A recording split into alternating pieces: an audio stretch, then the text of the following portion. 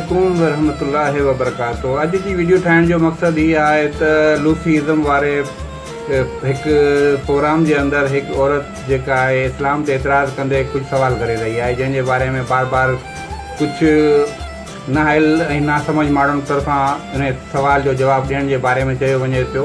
पहिरीं तव्हां वीडियो ॾिसो, इन खां पोइ इन ते ॻाल्हायूं था। मुझो नालो प्रोफेसर डॉक्टर रज़िया ख़ैर आहे।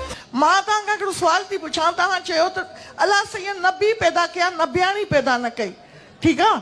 अलाह साईं वली पैदा कया, वलियाणी पैदा न कई।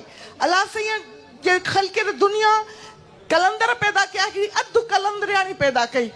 असांजो मिल्कियत में हिसो अधु, असांजी शाहिदी अधु, त छा असांजा गुनाह बि अधु काउंट थींदा आख़िरत में?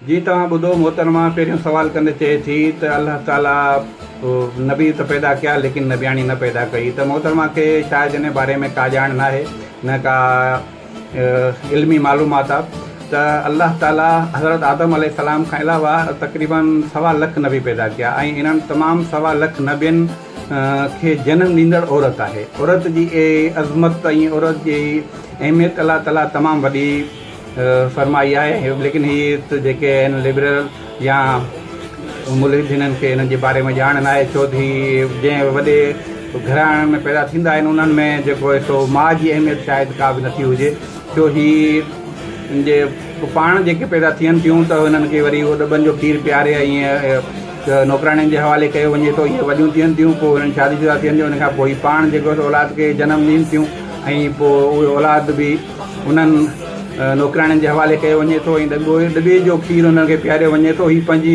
थञ नथियूं पीआरीनि, इन जे करे हिननि खे औरत जे अज़मत जी ऐं उन जी अहमियत जी का ख़बर ॼाण न आहे, न का ख़बर आहे।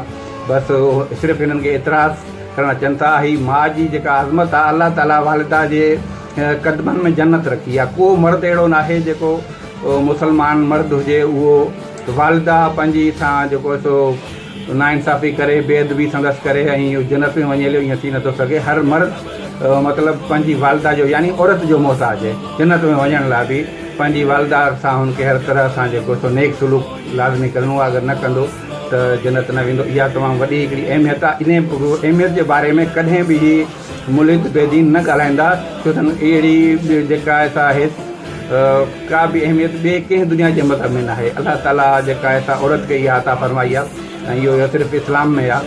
अहिड़ो ॿियो कानून दुनिया जे कंहिं मज़हब में न आहे। लेकिन हिननि खे सिर्फ़ु एतिराज़ करणु ईंदो आहे।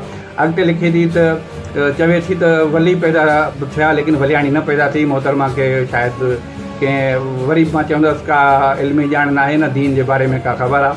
त जेको आहे सो 1.25 लख नबी थिया। मां वरी चवंदुसि उन्हनि जूं जेके बि अज़वाज मुतहरात हुयूं या ॿियनि रिश्तनि में जेके वेझियूं थींदियूं हुयूं, तमामु जूं तमामु औरतूं वलीउल्लाह जे यानी वलियाणियूं हुयूं, उन्हनि जे दर्जे ते हुयूं। अल्लाह ताला उन्हनि खे उहो यकीनन दर्जो अता फरमायो आहे। उन खां पोइ हुज़ूर सल्लल्लाहु अलैहि वसल्लम जी अगरि उम्मत में ॻाल्हि करियूं था त पोइ हुज़ूर सल्लल्लाहु अलैहि वसल्लम जिन जूं तक़रीबन 11 अज़वाज मुतहरात आहिनि, उहे तमामु जूं तमामु वलियाणियूं आहिनि। उन खां पोइ संदन न्याणी आहे ऐं ॿियूं जेके बाद में आया आहिनि, जीअं काफ़ी नाला आहिनि जेके वॾा वॾा जेके ओवैस करनी रज़ियल्लाहु ताला अन्हु या हज़रत पिरान पीर दस्तगीर रज़ियल्लाहु ताला अन्हु, इन्हनि जूं वालिदाऊं यकीनन उहे वलियाणियूं आहिनि। इन में कंहिंखे को शक शुबो न आहे। उन खां पोइ फरमाए थी त कलंदर पैदा कया लेकिन कलंदराणी अधु पैदा कई। त माज़रत सां पहिरीं ॻाल्हि त कलंदर जेको लफ़्ज़ आहे उन जी शरई तौर ते का अहमियत न आहे। कलंदर जो माना चवनि था त इहो तुर्की लफ़्ज़ आहे। हिन जो मतिलबु हीअ आहे त तुर्क करणु, यानी कंहिं शइ खे अलाह जे लाइ छॾणु। त इहो लफ़्ज़ इहो थो हुजे। बाक़ी लाल शहबाज कलंदर या हज़रत गू अली कलंदर आहे, इन्हनि जे अलाह जे वली हुजण में को मतिलबु शक शुबो न आहे। लेकिन इन्हनि जो कलंदर हुजण जी जेका अहमियत आहे उहा या हैसियत आहे उहा का बि न आहे। शरीयत में कलंदर को रुतबो न आहे, को मर्तबो न आहे। ऐं उन खां पोइ चवे थी त औरत जी गवाही अधु आहे। त मोहतरमा खे वरी चवंदसि त इल्मी ॼाण न आहे त उहे अहिड़ियूं ॻाल्हियूं थियूं कनि, छो त शरई मामलनि में ऐं शरई कानून में कंहिं जाइ ते अगरि औरत खां अधु गवाही वरिती वञे थी, कंहिं जाइ ते सिर्फ़ु ऐं सिर्फ़ु औरत जी गवाही क़ाबिल क़बूल हूंदी आहे, उन जाइ ते मर्द जी गवाही क़ाबिल क़बूल न आहे। कई शरीयत जा मामलात आहिनि जंहिंखां हीअ मोहतरमा जेका असां बिल्कुलु नावाक़िफ़ आहे ऐं हू सिर्फ़ु इल्ज़ाम मड़े थी इन खां पोइ चढ़ी त जन्नत में जेको तो छा मतिलबु उहो बि औरत सां अधु गुनाहनि जो मतिलबु त मोहतरमा ख़बर हुजे त तव्हां जहिड़ी माशाल्लाह जेके बेपर्दा ऐं अहिड़े आज़ाद ख़्यालनि जूं आहिनि त उन्हनि जो जन्नत में वॾी तादाद हूंदी। अधु वारी त आहे कोन, छो तव्हां त सभ खां पहिरीं त अलाह ताला जी अता जो इनकार कयो था।